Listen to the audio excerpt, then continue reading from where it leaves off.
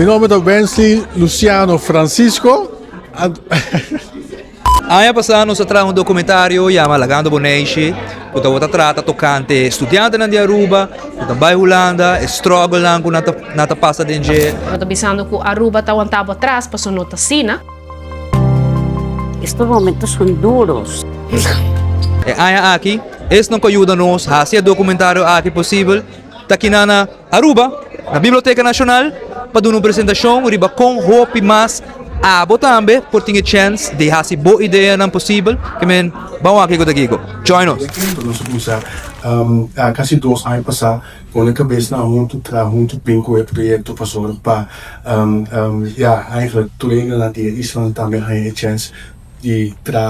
e conta a história não of news não de não existe. É periodismo aqui na Island que me tudo Island e Caribe é bom, pero lo que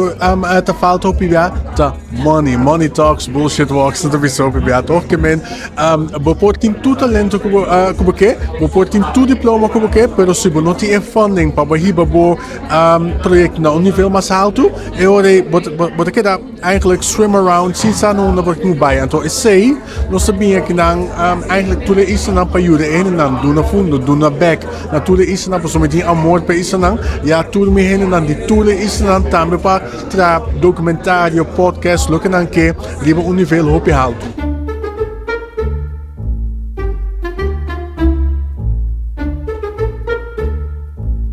Boa invitação para esse não que lota interessar ou lo que hace o projeto, com a paz. Eigenlijk si nanke dienen aan project natuurlijk bijna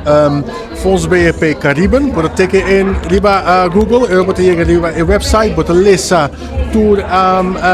ja eigenlijk guidelines, wordt schrijven mis in to de cena. Antomra se wordt een bon idee, wordt applicabel idee ding, wordt toen contact con ons staan via een website, wat papje con ons, wat sa bon, mi idee te bon, kom het ku am sige kom idee ons te guiabu denje, pa ja eigenlijk in oktober, we gaan goed nieuws, cool project tot sige bij door.